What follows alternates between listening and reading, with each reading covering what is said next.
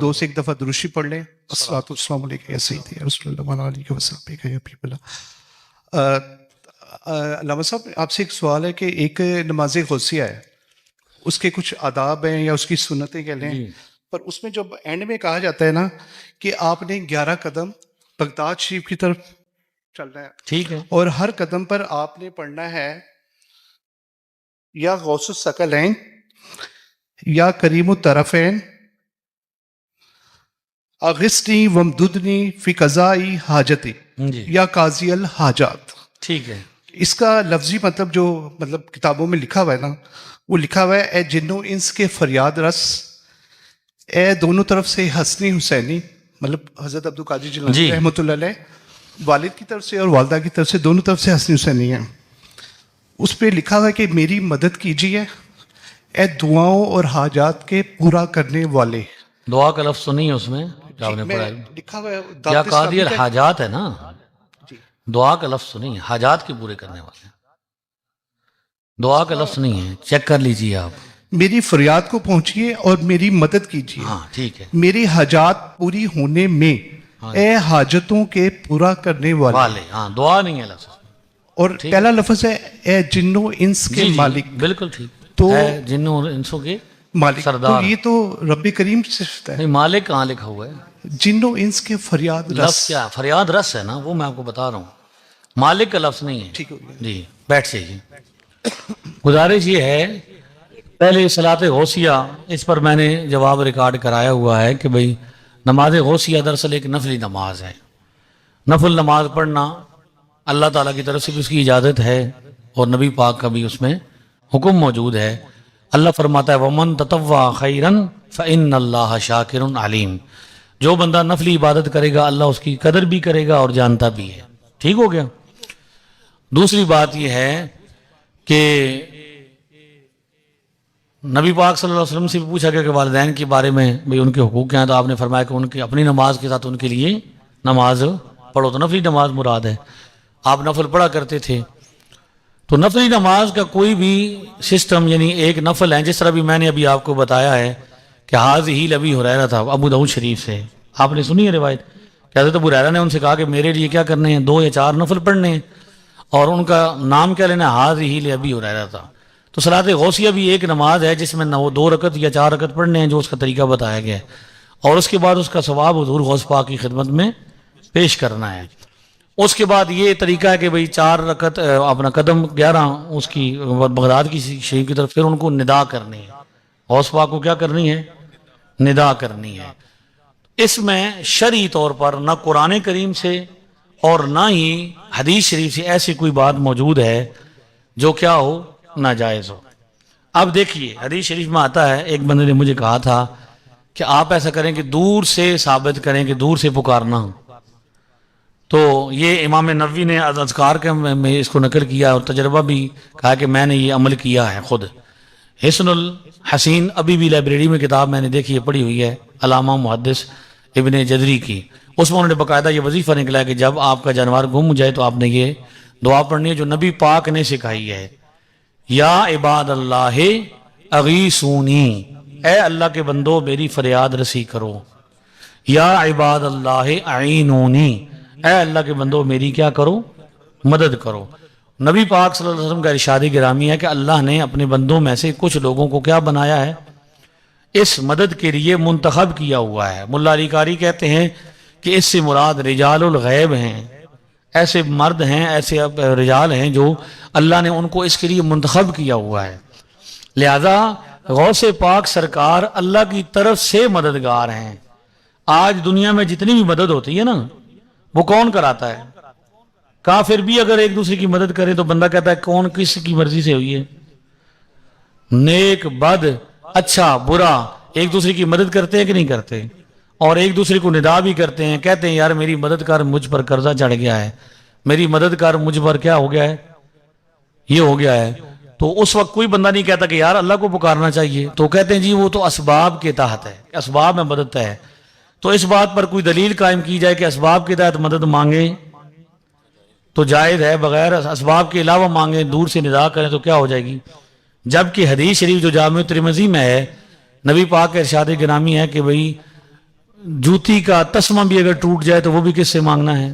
अल्लाह से मांगना है। नमक भी खत्म हो जाए तो वो भी किससे मांगना है? तो ये जूती का तस्मा और नमक जो है ये हकीर चीजें हैं, ये असबाब वाली चीज को नहीं, इसके लिए कोई निदा करनी पड़ेगी, ये तो आम चीजें हैं ना, मिल जाती हैं।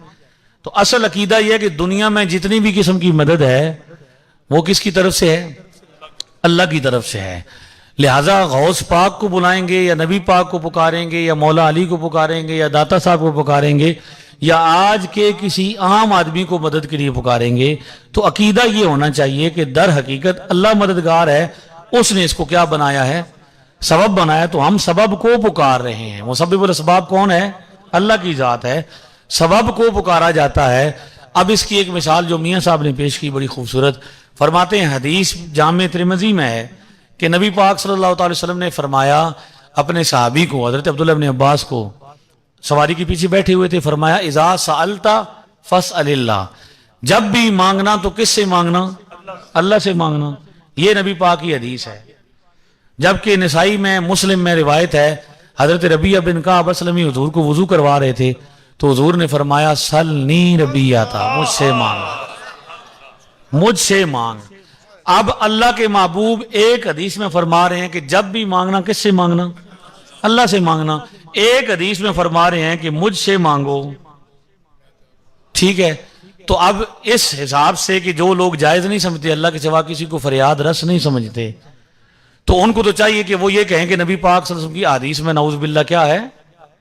टकराव है। एक हदीस में हुजूर फरमा रहे हैं अल्लाह से मांगना है, दूसरी में फरमा रहे हैं मुझसे मांग। तो दोनों रिवायतें हक हैं, दोनों बातें अपनी जगह पे। जब ये फरमाया कि अल्लाह से मांगना तो ये भी हक है, और जब ये फरमाया कि मुझसे मांगो तो चूंकि आप अल्लाह की रसूल हैं, अल्लाह के, भाई बुतों से मांगना शिरक है, अल्लाह के बंदों से मांगना शिरक नहीं है, क्योंकि बुत माबूद बनाए गए खुदा के मुकाबले में। अल्लाह ने अपने बंदों को खुद ताकत अता फरमाई है। ठीक है, लिहाजा अब ये बंदा कहे कि हुजूर सामने थे तो असबाब के तहत मांगी गई, तो वो सबब वाली बात भी कोई नहीं कि सहाबी ने मांगा क्या है? जन्नत मांगी है। जन्नत असबाब वाली चीज है, सामने ऐसी ये उठा के दे देते। सहाबी ने ना खाना मांगा, ना रोटी मांगी, ना माल मांगा, ना दुनिया मांगी, सीधी क्या मांग ली? और अता करने वाला भी करीम था। उन्होंने फरमाया कि वमा सिवा का, ये तो मिल गई, और भी कुछ मांग।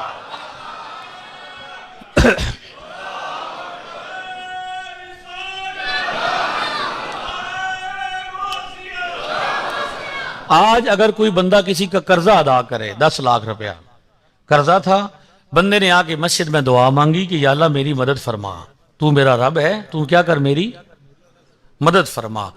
तो अब बंदा दुआ करके चला गया। आज तक कोई एक बंदा ऐसा है जो ये कहे कि मैं बाहर निकलूं तो फरिश्ता बाहर खड़ा था, उसने मुझे 10 लाख पकड़ा दिए, भाई मैं अल्लाह की तरफ से आया हूं, तुझे 10 लाख तेरा कर। बंदा ही उसे कोई देगा ना, और वो ये कहेगा कि भाई अल्लाह ने मेरी मदद की, मुझ पर 10 लाख रुपया कर्जा था, अल्लाह ने मेरी, ये बात भी हकीकी तो यही बात है ना, असल बात तो ये है। लेकिन वो कहे कि भाई मोहम्मद हारिस ने मेरी मदद की, उसने मेरी फरियाद रसी की, मेरी मुश्किल में मेरे काम आया, बंदे का नाम लेते हैं बंदे, तो शिरक हो जाता है? नहीं होता। क्यों? कि जिस बंदे ने दिया है उसने क्या किया है? अल्लाह की अता। तो गौसे पाक अल्लाह की अता से फरियाद रस है, अल्लाह की। जी अस्सलाम वालेकुम जी। अल्लाह साहब, आपने भी अर्ज़ किया कि जब एक साहबी ने कहा कि जन्नत मांग, तो नबी करीम सल्लल्लाहु अलैहि वसल्लम ने फरमाया था सल रबिया, मांग क्या मांगता है? तो आप सल्लल्लाहु अलैहि वसल्लम, साहबी ने नबी करीम सल्लल्लाहु अलैहि वसल्लम से कहा मुझे जन्नत में आपका पड़ोस चाहिए, तो आपने कहा कुछ और मांग। उसने कहा नहीं या रसूलुल्लाह सल्लल्लाहु अलैहि वसल्लम, मुझे जन्नत में आपका पड़ोस चाहिए। तो नबी करीम सल्लल्लाहु अलैहि वसल्लम ने फरमाया कि तू कसरत सजूद से मेरी मदद फरमा और इंशाअल्लाह ताला क़यामत वाले दिन मैं तेरी शफात करूँगा। ये पूरी हदीस है। और अमूमन हमारा अहले हदीस से हमारा ना ये डिबेट होती है, जब हम बैठते हैं वो हमें लोग ये कहते हैं कि आप ना कब्रों पर जाकर मांगते हो। हम लोग कहते हैं नहीं यार, हम दाता साहब जाते हैं या किसी भी अल्लाह के बुजुर्ग की कब्र पर जाते हैं, हम ये कहते हैं कि ये बहुत अच्छे अल्लाह के पसंदीदा बंदे हैं, हम इनसे नहीं मांगते, इधर जाकर अपने लिए भी दुआ करते हैं और इनके लिए भी दुआ करते हैं। वो कहते हैं ठीक है। पर जब हम किसी का गैब में غیب میں سمجھ گئے نا آپ میرے سامنے نا میں سمجھ۔ ہاں آپ مجھ سے سب کچھ بہتر ہے، ہر لحاظ سے بہتر ہے، پر میں آپ کو پھر بھی کہہ سکتا ہوں کہ سرکار پانی پلا دیں، پر آپ اگر دنیا میں نہیں ہے یا وہ شخص دنیا میں نہیں ہے جی تو غیب میں کیسے پکاروں گا؟ اور جب اللہ تعالیٰ کا ایک قرآن کی آیت ہے کہ نبی صلی اللہ علیہ وسلم کو فرمایا جا رہا ہے کہ جب آپ سے میرے بارے میں میرے بندے پوچھیں ہاں جی تو آپ نے انہیں کہنا ہے کہ میں تو تمہارے بہت ہی پاس ہوں اور ہر پکارنے والے کی پکار کو سنتا ہوں. جی بالکل. جی اور سرکار ایک اور چیز ہے، وہ دھوبی والا بڑا واقعہ مشہور ہے، ہم سب دوستوں نے سنا ہے. تو دھوبی نے جب قبر سے سوالات پوچھے گئے تو دھوبی نے کہا میں غوث پاک کا دھوبی، انہیں کہا من ربو کا من دینوں کا. تو وہ کیوں جواب نہیں دے پایا؟ مطلب یہ سوال تو اللہ کے نبی نے اپنے صحابہ کو بتائے ہوئے کہ جب قبر میں آپ سے فرشتے پوچھے تو کل میں عرض کرتا ہوں، سمجھ گیا ہوں، یہ ہو گیا نا دھوبی والا بھی میں عرض کر دیتا ہوں. آپ نے یہ کہا کہ بھئی وہ کہتے ہیں کہ غیب سے مانگنا کیا ہے؟ شرک نہیں ہے. غیب سے مانگنا شرک ہو جائے گا، سامنے مانگے تو شرک نہیں ہوگا. اب آپ کی یہ ذمہ داری بنتی ہے کہ ان سے اس بات پر کوئی دلیل مانگیں کہ اللہ تعالیٰ نے یہ فرمایا کہ جب بندہ سامنے ہو اس کو ذاتی طور پر مددگار سمجھ کے اس سے کیا کر لینا، مانگ لینا، اور جب وہ دور ہوگا تو پھر نہیں مانگ سکو گے. ٹھیک ہو گیا؟ یعنی یہ انہوں نے ایک تقسیم کی ہے کہ جب ہم ان چیزوں کی مثالیں دیتے ہیں کہ اللہ تعالیٰ خود فرماتا ہے کہ مدد کرو مدد کرو، قرآن پاک میں مدد کرنے کا ذکر ہے، ایک دوسرے کا مددگار بننے کا. اس کا مطلب یہ کہ اگر مددگار ہونا یہ اللہ کا خاصہ ہوتا تو اللہ کسی اور کو مددگار نہ فرماتا نا. قرآن پاک میں فرشتوں کو مددگار فرمایا گیا، فرشتے آئے تھے نا. جی بدر میں آئے نا، وہی عرض کر رہا ہوں نا. تو فرشتے آئے اور مدد کنہوں نے کی؟ فرشتوں نے کی. باقاعدہ حدیث میں ہے کہ بھئی وہ گھوڑوں پر ان کو دیکھا بھی کیا، انہوں نے کیا کیا؟ قتال بھی کیا. لیکن اللہ فرماتا ہے وَمَن نَصْرُ إِلَّا مِنْ عِنْدِ اللَّهِ، مدد اللہ کی طرف سے ہے. یعنی ظاہراً تو فرشتے آ رہے ہیں لیکن مددگار اس کو ان کو کنہوں نے بنایا ہے؟ اللہ نے بنایا ہے. تو جب یہ مسئلہ ہو جائے پھر ظاہر ہو یا باطن ہو، کیا اللہ تعالیٰ کو آپ قادر مطلق نہیں سمجھتے کہ اگر جو بندہ سامنے سے ہماری بات سمجھوا رہا ہے تو وہ دور سے نہیں سنا سکتا، دور سے کسی کو طاقت نہیں دے سکتا؟ اب یہ جو حدیث میں نے پڑھی ہے یا عباد اللہ اعینونی، یہ غیبی ندا ہے نا، یہ غیب میں پکارنا ہے. اور امام نووی جو کہ باقاعدہ طور پر مسلم کے باب باندھنے والے ہیں، مسلم کے جو ابواب لکھے ہیں وہ امام نووی نے لکھے ہیں، اور غیر مقلدین اہل حدیث ان کو امام مانتے ہیں. انہوں نے اپنی کتاب الاذکار میں لکھا ہے کہ میرا بھی جانور گم ہو گیا تھا تو میں نے بھی یہ پکارا تھا اے اللہ کے بندوں میری مدد کرو، جبکہ وہ بندے سامنے موجود نہیں تھے. میں نے ندا کی تھی اور میرا بھی مدد ہو گئی تھی، جانور سامنے آ گیا تھا. لہذا یہ کہنا کہ غیب میں پکارنا، تو اب میں آپ کو نا مزار پر جانے کی بھی، داتا صاحب پہ جانے کی بھی دلیل پیش کرتا ہوں، پہلی صدی سے پیش کرتا ہوں. کہاں سے جی؟ بھائی جب بھی کوئی مشکل پیش آئی صحابہ کرام کو تو صحابہ کرام حضور کے ظاہری زندگی میں کہاں جاتے تھے؟ نبی پاک کے پاس. اللہ تو اس وقت بھی اللہ ہی ہے، لیکن جب حضور کا وصال ہو گیا پھر بھی صحابہ کہاں جاتے تھے؟ یہ دیکھیے امام بہقی اور ابن ابی شیبہ ہیں، ابو بکر ابن ابی شیبہ محدث ہیں جو امام بخاری کے بھی استاد ہیں، امام مسلم کے بھی استاد ہیں، دونوں کے استاد ہیں اور ان سے پہلے ہیں. ان کی کتاب المصنف میں سند صحیح کے ساتھ ہے ان الناس اصابهم قحط فی خلافت عمر، حضرت عمر کے زمانے میں قحط پڑ گیا، بارش نہیں ہو رہی تھی. فجاء بلال بن الحارث الى قبر النبی، تو صحابی رسول حضرت بلال بن حارث المزنی، صحابی رسول، بارش نہیں ہو رہی تھی تو مزار شریف پہ حاضر ہو گئے، حضور کی قبر شریف پہ حاضر ہوئے. وقالا، اور وہاں پہ جا کے عرض کیا یا رسول اللہ. حضور کے وصال کے بعد قبر شریف پر، ٹھیک ہے وصال ہو چکا ہے، قبر شریف پر انہوں نے کہا یا رسول اللہ اس تسکے لئے امت کا، بارش نہیں ہو رہی یا رسول اللہ، تو بارش طلب فرمائیے. اب وصال کے بعد بھی صحابہ کرام تو حضور کی خدمت میں آئے، اور پھر فَإِنَّهُمْ هَلَكُوا، وہ تو ہلاک ہو رہے ہیں. تو فَرَأَى رسول اللہ فی المنام وَأَخْبِرْ أَنَّهُمْ يُسْقَوْنَ، حضور ان کے خواب میں تشریف لائے، فرمایا تسلی رکھو ہمارے پاس آئے ہو بارش ضرور ہوگی. آپ ان اہل حدیثوں سے پوچھو کہ آپ حدیث والے کیسے ہیں, کہ حدیث میں تو یہی لکھا ہوا ہے کہ جب بھی کسی صحابی کا مسئلہ پیش آیا, آنکھ نکل گئی تو حضور کے پاس آئے, جی بازو ٹوٹ پڑا. مطلب اگر نبی کریم صلی اللہ علیہ وسلم اگر اس زمانے میں بھی ہمارے سامنے ہوتا, ہم ہر مقدمہ یہ زمانے کی بات بتا رہا ہوں نا بیٹے, آپ میرے بھائی. یہ جو حدیث بتائیے قبر نبی کے لفظ ہے, کہاں پہ آئے تھے حضور کی. ایک منٹ نا, بحث کا کوئی فائدہ نہیں ہوگا. آپ بات سمجھیں گے, میں آپ کو انشاءاللہ پوری سمجھاؤں گا, میری ذمہ داری ہے. آپ ہمارے بھائی ہیں, ہمیں آپ سے کوئی مسئلہ نہیں ہے, سمجھنے کے لیے. ہاں جی بالکل بالکل سمجھنے کے لیے.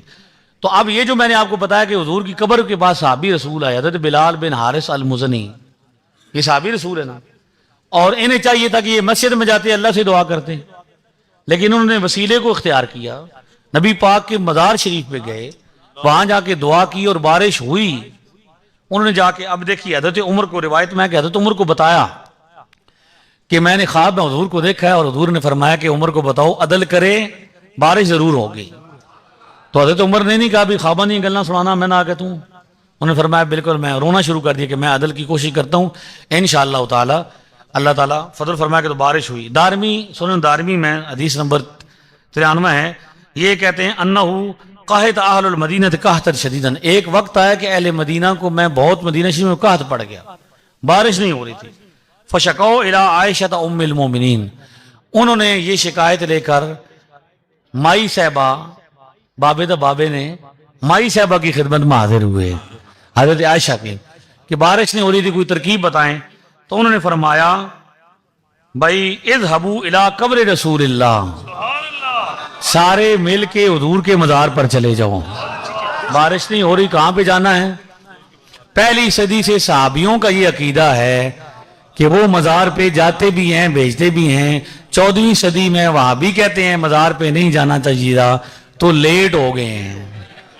کیا ہو گئے ہیں؟ بات مجھے پوری کرنا ہے, میں پوری کر رہا ہوں, ٹھیک ہے. تو انہوں نے کہا کہ بھائی جاؤ حضور علیہ السلام کی مزار شریف کا جو اوپر کیا ہے چھت ہے اس کو کھول دو. جب قبر شریف اور آسمان کے درمیان کوئی پردہ نہیں نہ رہے گا تو پھر آسمان پھٹ پڑے گا. تو میرے پیارے بھائی یہ صرف ایک مثال ہے, ورنہ احادیث میں ایسی مثالیں موجود ہیں کہ دور سے بھی پکارا, ٹھیک ہے, اب دور سے. جی بالکل آپ صحیح فرما رہے ہیں. وہ بلکہ حضرت عمر فاروق رضی اللہ تعالیٰ عنہ والی مجھے حدیث یاد آ گئی بخاری کی 1010 کہ آپ نبی کریم صلی اللہ علیہ وسلم کے مزار اقدس پہ روزہ انور پہ آئے, اور آپ نے کہا کہ پہلے پہل تو ہم آپ سے دعا کرواتے تھے وسیلے کی کہ بارش برسا دیں, پر آج ہم آپ کے چچا کو لے کر آئے ہیں, تو اللہ کے کرم سے بارش ہو گئی. جی نبی کریم صلی اللہ علیہ وسلم کے وسیلے سے تو مطلب کوئی اختلاف ہی نہیں نا. حضور صلی اللہ علیہ وسلم کی ذات مبارک سے کس کو اختلاف ہو سکتا ہے. آپ کی شان تو یہ قیامت والے دن بھی جو پروٹوکول لگنا ہے نا وہ نبی کریم صلی اللہ علیہ وسلم کی ذات کے لیے لگنا ہے بے شک. تو بس میں یہ سوال تھا, اور دوسرا میرا دھوبی والا واقعہ, ہاں وہ رہ گیا معذرت کے ساتھ.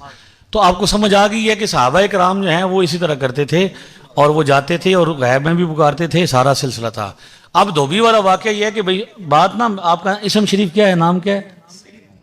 ماشاءاللہ شاہ صاحب, گزارش یہ ہے کہ سب سے پہلے کسی بھی مسئلے کو جب کیا جاتا ہے نا, اب یہ کرتے ہیں کٹنگ. ہماری کسی کتاب میں دھوبی والا واقعہ موجود نہیں, ہمارے کسی عالم دین نے اپنی کتاب میں کسی کو اس کو لکھا نہیں. یہ واقعہ لکھا ہوا ہے مولوی اشرف علی تھانوی صاحب کی کتاب میں, جو کہ دیوبندی ہیں. پیر اجمل صاحب, ڈاکٹر طاہر, میں عرض کر رہا ہوں نا, میں ان کی ترجمانی کر رہا ہوں, میں بتا رہا ہوں نا, بات آپ پوری سنیں گے تو سمجھ آ جائے گی. ان کی کتابوں میں لکھا ہوا ہے. کہاں پہ لکھا ہوا ہے؟ ہمارے علماء بطور الزام کیا کرتے ہیں, الزامی طور پر کہتے ہیں کہ آپ لوگ ان چیز کو نہیں مانتے نا غوث پاک کو, تو آپ کا مولوی اس کتاب میں لکھ رہا ہے, یہ بطور حجت اور دلیل کے پیش کیا جاتا ہے. ہمارا نظریہ یا ہماری کسی کتاب میں یہ واقعہ بیان نہیں ہوا. پہلی بات یہ ہے, جی میں عرض کرتا ہوں, پہلی بات تو یہ ہے نا, جب آپ ترتیب سے بات سنیں گے تو انشاءاللہ آپ کو سمجھ بھی آئے گی. پہلی بات تو یہ کہ ہمارے کسی بھی مؤلف مصنف نے اس واقعے کو نہیں لکھا, ٹھیک ہو گیا. یہ ان کی کتابوں میں ہے, غیروں کی کتابوں میں, اس لیے ان کو بطور دلیل بتایا جاتا ہے کہ تم مانتے نہیں ہو تو تمہارے وہاں یہ لکھ رہا ہے. اب وہ واقعہ ثابت ہے یا نہیں ثابت, تو یہ اس کی ذمہ داری ہے جس کی کتاب میں ہے, ٹھیک ہو گیا.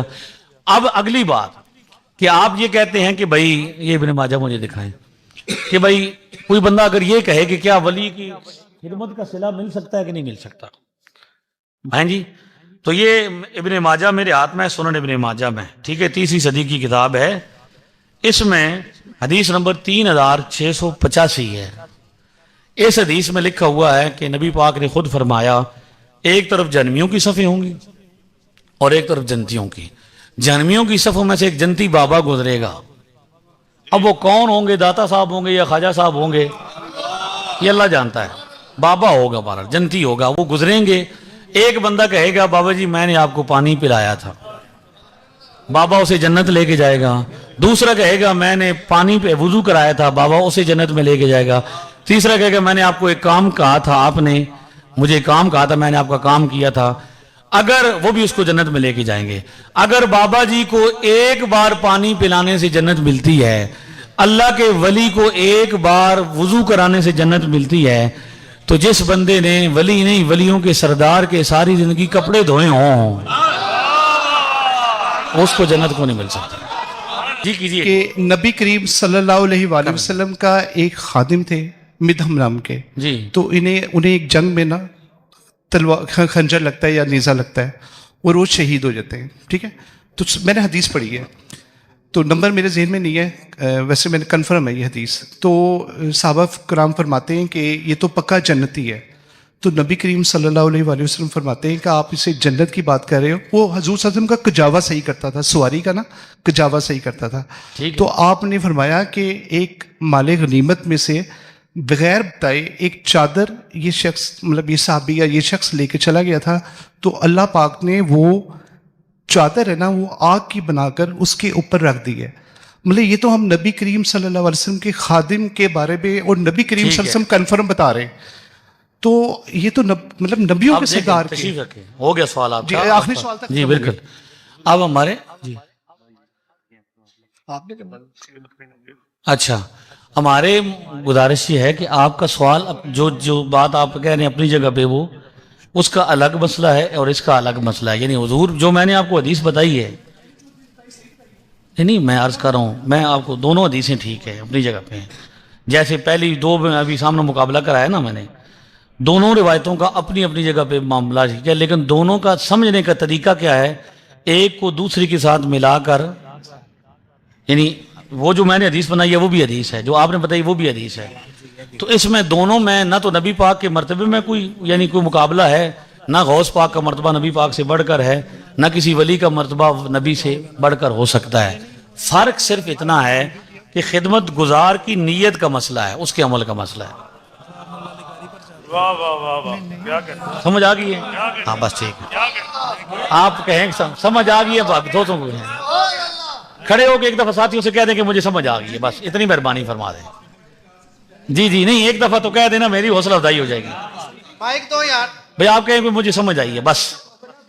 اب نا دولے شاہ کی چوڑیاں بننے کا نا زمانہ نہیں رہا، نہیں وہ نہیں ہے، بالکل جو سوال ہوتا ہے جو میں آپ کو اپریشیٹ کر رہا ہوں، لیکن سمجھ آئیے نا، مجھے بتاؤں آپ کو بتاؤں، مجھے اسپیشل علامہ ذوالفقار راجمی صاحب آئے تھے جی ماشاء اور انہوں نے آپ کی بہت تعریف کی تھی اور انہوں نے کہا تھا وہ اتنے بڑے جگرے والے بندے ہیں، آپ جیسا بھی سوال پوچھو گے نا تو وہ جواب دیں گے، باخدا میں آپ علامہ ذوالفقار کی دعوت پہ آیا ہوں اور آپ کی تعریف سن کے آیا ہوں، اور مجھے بڑا اچھا لگ رہا ہے کہ دیکھیں آج کے دور میں پتہ کیا ہے، ہر بندہ دوسرا بندہ نا غازی بننے کے چکر میں ہے کہ میں کسی کو گستاخ کہہ کے نا سر تن سے جدا کر دوں، ہمیں سوال پر اب ہمیں سوال پوچھتے ہوئے بھی ڈر لگتا ہے کہ یار کیا کوئی مار ہی نہ دے، تو یہ تو آپس کے بیٹھے ہوئے اس میں سے آدھے سے زیادہ لوگ میں سے جانتے بھی ہوں گے، پر اگر ہم اپنے دین کی اصلاح کے لیے اگر ہم سوال پوچھیں تو ہمیں کہا جاتا ہے کہ یار تم سوال کیوں پوچھ رہے ہو، مطلب اگر فرض کریں میں آپ نے جو سوالات کیے ہیں نا وہ ٹھیک ہے، میں آپ کی ترجمانی کر دیتا ہوں، ابھی وہ جو آپ فرما رہے ہیں میں اس پر اب بات کرتا ہوں، سمجھ آئیے آپ کو؟ مجھے آگے بس جزاک اللہ، آپ تشریف رکھیں شاہ صاحب کا سوال تو بڑے خطرناک ہے، پوچھ لوں پھر ایک۔ اچھا علامہ صاحب ایک میں نے واقعہ سنا تھا صابر پیا کی سرکار والا کہ آپ کی شادی ہوتی ہے بابا فرید کی بیٹی کے ساتھ، تو وہ پہلی رات ہی نا وہ کوئی آنکھ کی تجلی یا کچھ کر کے نا وہ اس کو بھسم کر دیتے ہیں، اور وہ شادی ایک اللہ کی ولی کی بیٹی سے ہوتی ہے، اور پھر ان کا ایکسکیوز یہ ہوتا ہے کہ مجھے جلانے کی یا مارنے کی وجہ یہ بیان کی جا رہی ہے کہ میرے اور اللہ کے درمیان میں اب ایک عورت آ گئی ہے، حالانکہ شادی کرنا سنت ہے، شادی کرنا سنت ہے، جی جی تو کیا انبیاء کرام نے شادیاں نہیں کی تھی، صحابہ کرام نے کی تھی عبادت میں خلل کی وجہ سے، اور ایک بیٹی کو مار دینا، کیا یہ بس ٹھیک ہے؟ سوال ہو جی، میں سمجھ گیا ہوں، آپ تشریف رکھیں. اب کسی بھی بات کو جی میری بات یہ ہے، گزارش یہ ہے کہ بھئی اب نہ میں آپ کو ایک بات عرض کرتا ہوں کہ اس طرح کے جتنے بھی واقعات معاملات ہیں، ٹھیک ہے، اس میں سب سے پہلی بات یہ دیکھنی ہوگی کہ کرامت جو بھی ہوگی وہ اللہ کی رضا سے ہوگی، اللہ کی مرضی کے خلاف نہیں ہوگی.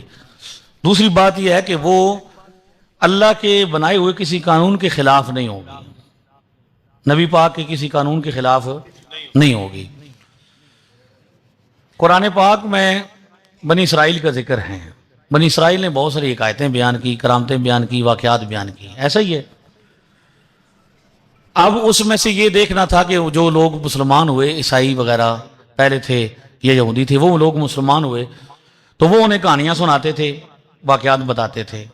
نبی پاک سے جب پوچھا جاتا تو آپ فرماتے تھے اس میں سے جو چیز ہماری شریعت کے مطابق ہے اس کو ہم کیا کریں گے، رکھ لیں گے، اور جو چیز ہماری شریعت کے مطابق نہیں ہے اس کو ہم کیا کریں گے، چھوڑ دیں گے. اب اس میں کرامات کے واقعات کے حوالے سے بھی جو باتیں جو مشہور ہیں ان میں سے میں پوری ذمہ داری سے عرض کر رہا ہوں، اعلیٰ حضرت بھی یہی فرماتے ہیں، ہمارے سارے بزرگوں نے یہی لکھا ہے کہ جیسے اب ان سے پوچھا گیا کہ غوث پاک نے مردوں سے کیا کر لیا، اسے روحوں کا تھیلا فرشتے سے چھین لیا. فتاوی رضویہ میں جب یہ پوچھا گیا تو آپ نے فرمایا کہ یہ روایت ابلیس کی گھڑی ہوئی ہے. کس کی؟